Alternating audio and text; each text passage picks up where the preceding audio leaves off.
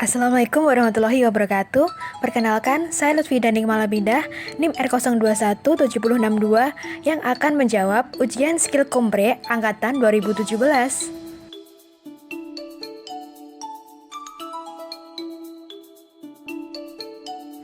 Berikut adalah kasus yang telah dipaparkan. 7 langkah diagnosis PAK menurut Permenkes nomor 56 tahun 2016. Yang pertama, menentukan diagnosis klinis. Yang kedua, menentukan pajanan. Yang ketiga, menentukan hubungan antara pajanan dengan penyakit. Yang keempat, menentukan besarnya pajanan. Yang kelima, menentukan faktor peranan individu. Yang keenam, menentukan faktor lain di luar pekerjaan. Yang ketujuh, menentukan diagnosis penyakit akibat kerja atau PAK.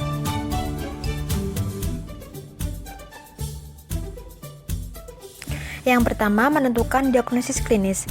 Yuk simak penjelasannya. Dalam mendiagnosa suatu penyakit harus melewati beberapa tahapan.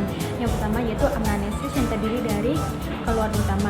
Nah, pada kasus ini keluhan yang dirasakan yaitu mati rasa pada jari-jari tangan kanan serta kesulitan untuk menghancurkan baju. Yang kedua, faktor yang berat. Nah, pada kasus ini pekerja dikejar target sehingga keluhan memberat 5 tahun terakhir. Selanjutnya, riwayat penyakit keluarga. Ibu dari pekerja tersebut menderita penyakit diabetes atau kencing manis selama 3 tahun. Yang keempat, riwayat penyakit dahulu tidak pernah sakit seperti ini. Yang kelima, riwayat pekerjaan. Bekerja selama 10 tahun sebagai pengalian sepatu. Selanjutnya, pemeriksaan fisik. Dilakukan untuk menentukan kelainan suatu sistem atau organ tubuh dengan menggunakan 4 cara, yaitu inspeksi atau melihat, palpasi atau meraba, perkusi atau mengetuk, dan auskultasi atau mendengarkan menggunakan alat stetoskop. Dan selanjutnya adalah pemeriksaan penunjang berupa pemeriksaan laboratorium, spirometri, audiometri, ronsen, dan lain-lain. Langkah kedua, menentukan pajanan. Yuk simak penjelasannya.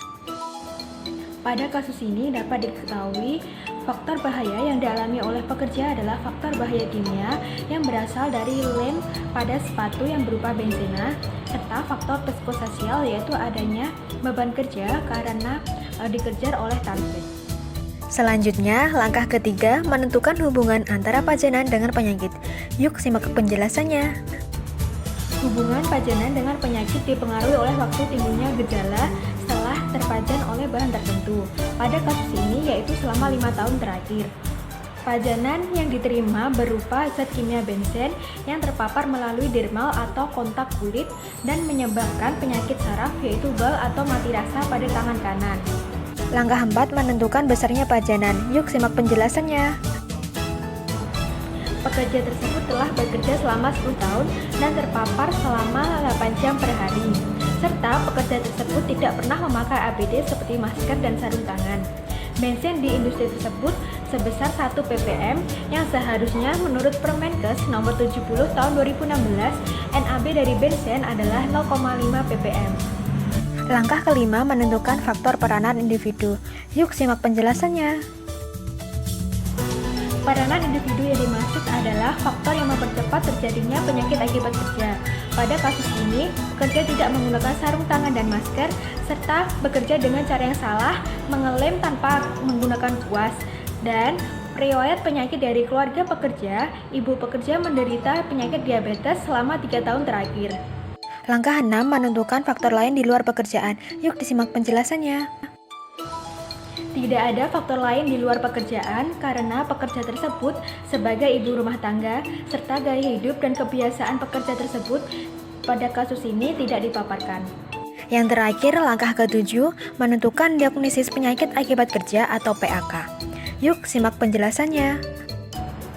Menurut Perpres nomor 7 tahun 2019 tentang penyakit akibat kerja, pada lampiran PAK nomor 12, penyakit yang disebabkan oleh benzen atau homolognya, maka diagnosis tersebut termasuk dalam PAK. Sekian dari saya, terima kasih.